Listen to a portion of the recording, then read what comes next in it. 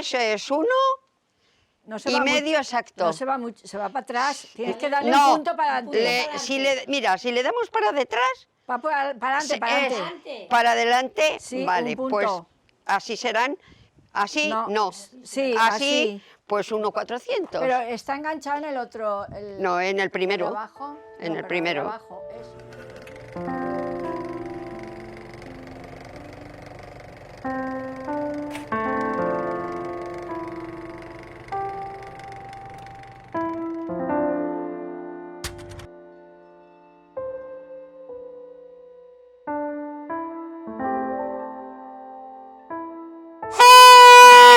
Pescado, pescado, pescado, pescado.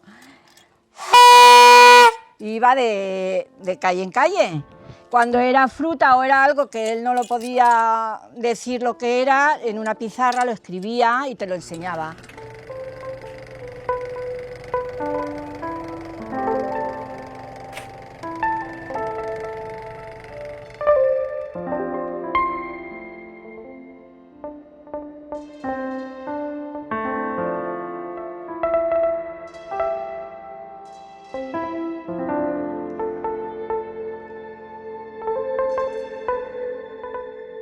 De tiempo, pues no lo sé, a lo mejor te tiras 2 meses y medio o 3 meses haciendo abanico. Qué barbaridad. Sí. Hice un chal y lo hice, le dije, quiero un chal, pero el dibujo más sencillo que sea.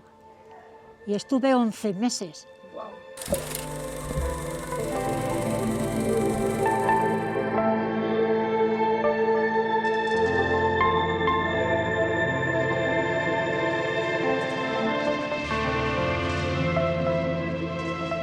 Bueno, pues el proyecto Mujer Aldea se me ocurrió un poco también pensando en la posibilidad de que esto pudiera funcionar en el programa de APLE, como que encajaba la idea y todo eso, de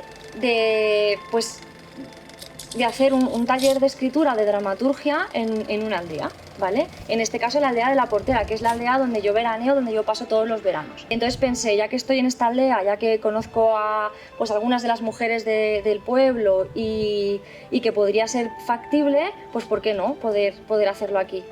Y de alguna forma rescatar las vivencias de las mujeres del pueblo a través de historias, anécdotas, pero también desde el presente y desde el futuro, y todo esto convertirlo en algo artístico y en algo textual.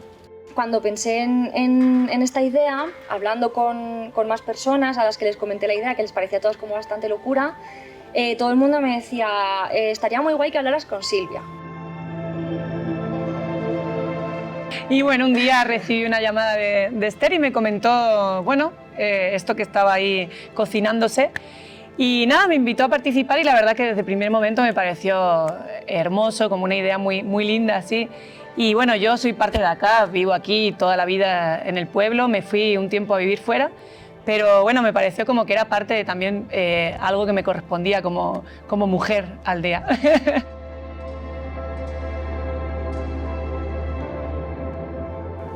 Pues en las primeras reuniones hablábamos mucho de esto, porque claro, una cosa son los temas que a nosotras nos interesan, ¿no?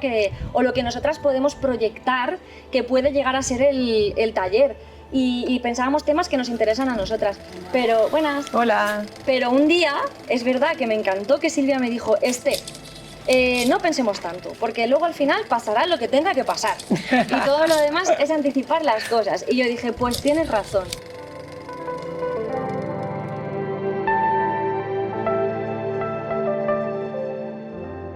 Al final estamos hablando de la vida, que es de las cosas que a las mujeres les gusta hablar, de los nacimientos, de los juegos, de las vivencias. De las familias, sí. Del sexo, de la muerte, todos son temas vivenciales. ¿No? Claro, y me parece que es parte de, en cada encuentro, creo que el encuentro se va yendo a un lugar que por ahí una no cree que va a llegar o no se van a hablar de determinados temas.